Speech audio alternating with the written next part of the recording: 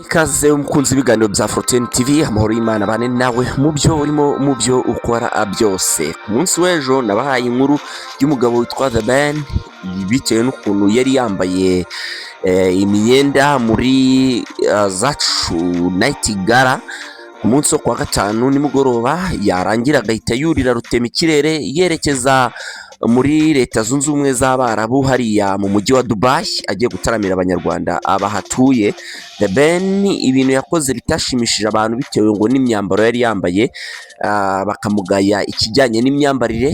Uza kubona yuko mu mwaka w'ibihumbi 2022 ubwo yavaga muri Leta Zunze Ubumwe za Amerika aje gutaramira abanyarwanda hariya muri BK Arena, nabwo yagawe kwambara nabi, akongera kugawa kandi ubwo yakoraga ubukwe we na madamu wiwe mu murenge wa Kimihurura, nabwo bakamushinja ko yambaye nabi.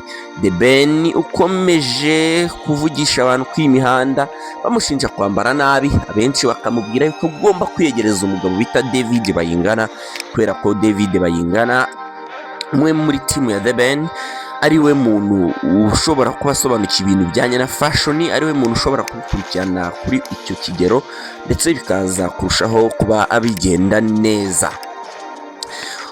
Magingo yangaya rero kwa sasa ubu turimo turavugana, nagira ngo ngubwire yuko imyiteguro irimbanyije hagati y'aba bahanzi ko ari babiri. Hari uwitwa The Ben utuwategura igitaramo The New Year Groove kibera muri BK Arena, ndetse bivuga yuko uyu mugabo bita Bruce Melody nashobora kukitabira bagakora icyo bita battle.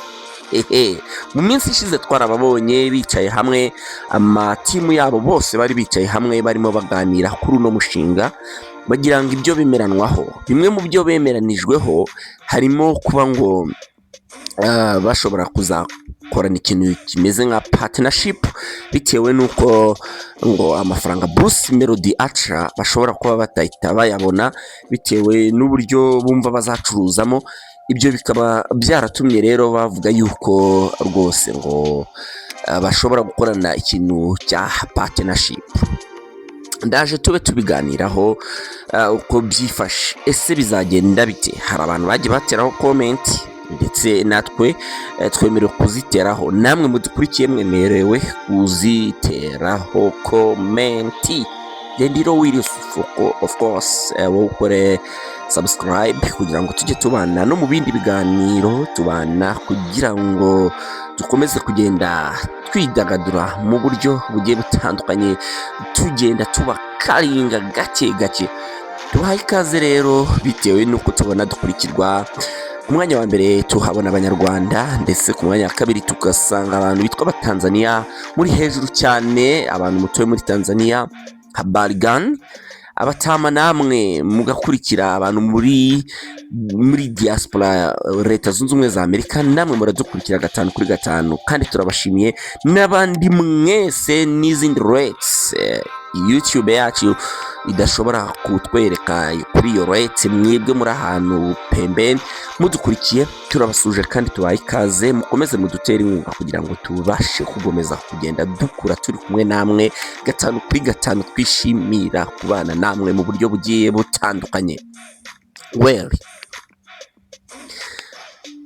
biri kuvugwa yuko iki gitaramo cya The New Year Groove kizabera muri BK Arena cy'umuhanzi The Ben ufite team ikomeye irimo witwa Alex Muyoboke babanye kuva kera, ndetse n'utwa David Bayingana buya barabanye nuko mutajyaga mubona kuri set, nawe ko buriya barabanye ndetse ababizi barabizi.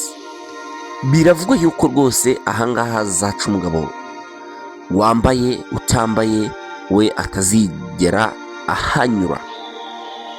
Umugabo bita Itayiwacu Bruce nawe akaba ari umwe mu bazitabira.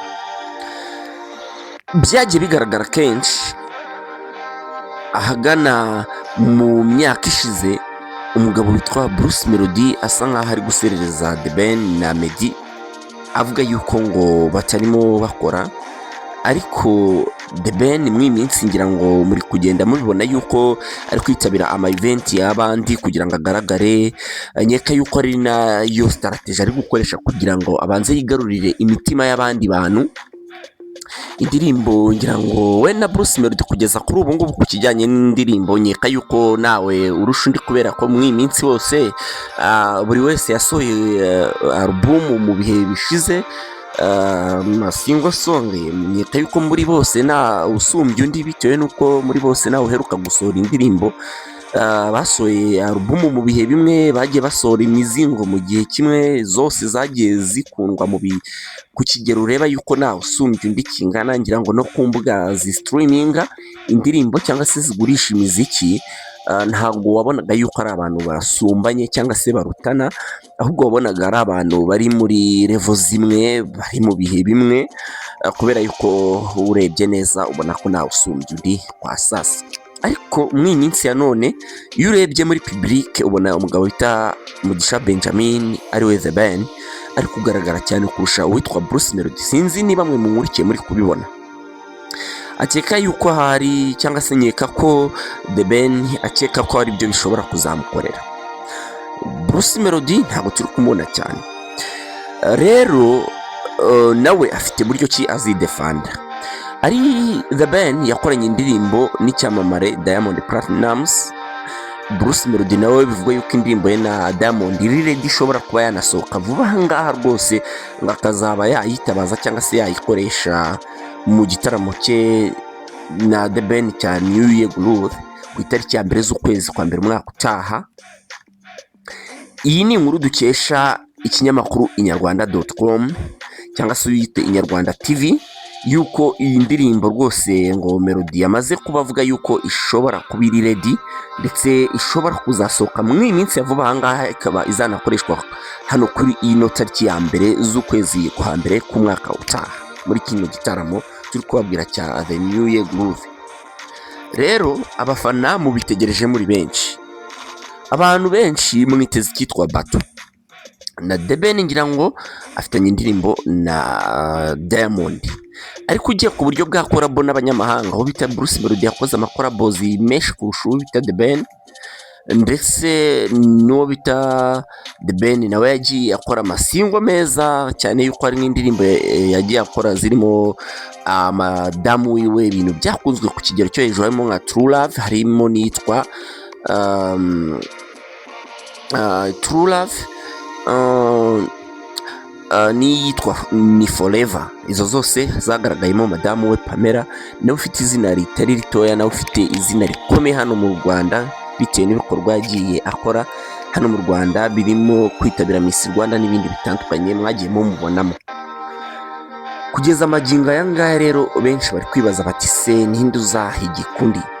Ngira ngo Bruce Melody yigeze kubivuga muri Iwacu Muzika Festival ubwo yari yitabiriye 2024, avuga aho bita Ingoma, abwira Emile ati mumuzane nge mubakubitira agati kunda. Kwa sasa rero abantu bari kwibaza bati ese ko kazamukubita agati kunda cyangwa se bazakora ikitwa guhinduranya imyambi hinduranye asigaye bamukubita agati kunda ariwe Bruce Melody. Reka tubitegereze tubirebe, ariko ahangaha reka mubwire ibanga rikomeye rya mbere hano bazakoresha. Nakubwiye ko album bayisohoye bose mu bijyanye n'indirimbo nawe usumbye undi, bose muri level zimwe. Hano hari ikintu abantu batitaho, ari nacyo The Ben ari kugarukaho mu minsi, ari nacyo ejo twavugagaho, ikintu bita look, physical appearance, imyambarire. Iyi ngiyi kwanza izabanza itandukanye umuntu n'undi. Uyu The Ben ukomeza kwigira ibi ngibi, nareba nabi umugabo bita Iwacu Bruce akamurusha kwambara neza, azamukubita agati kunda nk'uko yabivuze.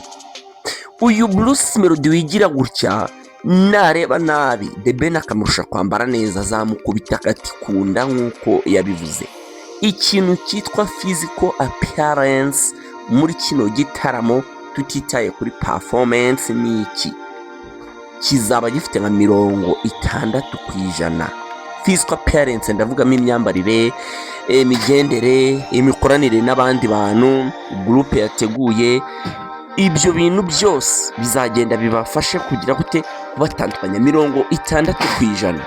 wowe umurikiye ndagira ngo uzahabe, ndagira ngo uzabe uhibereye kugira ngo bashe gutandukanya ibi bintu. Ndagira ngo nawe uzabe umugabo wo guca uru rubanza. Njyewe reka nkubwize ukuri, iki kintu njyewe ku mboni zanjye kizatandukanya umuntu n'undi, kizerekana who is the king. 40% izaba isigaye ya performance.